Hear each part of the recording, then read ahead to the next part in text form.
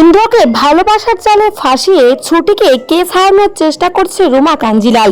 অন্যদিকে ঝুমকি তল্লাশি শুরু করছে ছুটির সাথে অভির আসল সম্পর্কটা ঠিক কেমন। হ্যাঁ বন্ধুরা, এমনটাই চলেছে আমরা প্রতিজ্ঞা ধারাবাহিকের আগামী আপডেটগুলিতে। গল্পের শুরুতে দেখতে পাই ছুটি আর অভি সময় মতো পৌঁছাতে পারছে না বলে স্বর্ণলতা দেবী আর অন্যদিকে জয় কিন্তু অনেক কথা শোনাতে থাকে শতরূপাকে।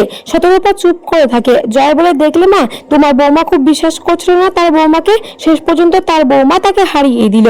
স্বর্ণলতা বলে, সত্যি ওই মেয়েটাকে আবার কেউ বিশ্বাস করে? আজকের এই পুজোতে পরি বসবে। তখনই রোহান বলতে থাকে, কিন্তু এটা তো বৌদিমণি আর দাদা ভাইয়ের জন্য পুজোটা, এই পুজোতে ওই মেয়েটা বসবে কেন?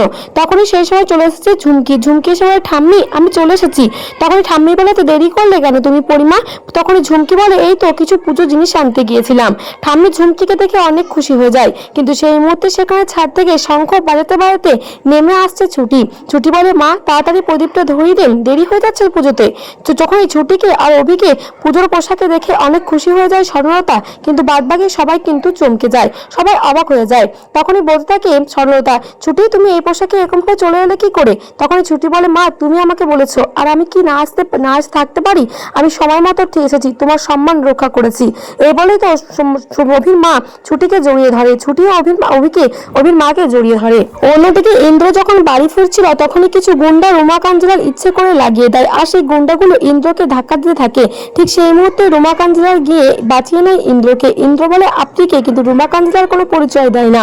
অন্যদিকে রুমা কাঞ্জিলালের প্রেমে এক ঝলকের মধ্যে পড়ে যায় ইন্দ্র রুমা কাঞ্জিলার দিকে তাকিয়ে থাকে।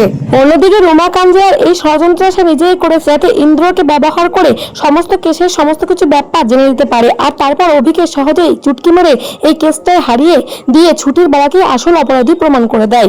এমনটাই রুমা কাঞ্জিলাল ভাবছিল। অন্যদিকে তো অভিমন্যু ছুটিকে নিয়ে পুজোয় বসে আর খুব সুন্দরভাবে পুজো সম্পূর্ণ করে। কিন্তু ঈশা বলে, দাদা তো পড়ি, আমার কি মনে হয় দাদা ভাইয়ের সাথে এই মেয়েটার সম্পর্কটা যেমনভাবে বাইরে দেখায় তেমন সম্পর্ক কিন্তু নয়।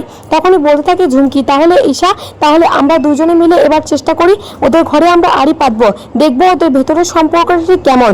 বাইরের লোকগুলো দেখানি তো অনেক করছে। ঈশা বলে, আমার দাদা তো ওরকম নয়, দাদা তো পড়ি, কেন জানি না মনে হচ্ছে ওদের সম্পর্কের মধ্যে কিছু একটা ঘোলপাক আছে। ঝুমকি বলে, তাহলে দেখাই যাক, এবার আজকে রাতে আমরা ওর ঘরে আড়ি পাতবো। ঈশা আর ঝুমকি এমনটাই প্ল্যান করতে থাকে। অন্যদিকে রুমা কাঞ্জিলাল তার ভাই রুদ্রকে বলতে থাকে, ভাইয়া তুই আর কোনো চিন্তা করিস না, ওই ইন্দ্রকে আমি ঠিক ফাঁসিয়ে নিয়েছি। এবার ধীরে ধীরে প্রেমের জালে একে ফাঁসিয়ে দিয়ে সমস্ত কেসের ব্যাপারে জেনে নিয়ে ওই অভিকে আর ছুটিকে এক নিমিষে আমি হারিয়ে দেবো, আর ছুটির বাবাকে অপরাধী প্রমাণ করে দিয়ে ওই আশ্রয় বাড়ি দখলে করে নেব। এমনটা দেখতে পাবো।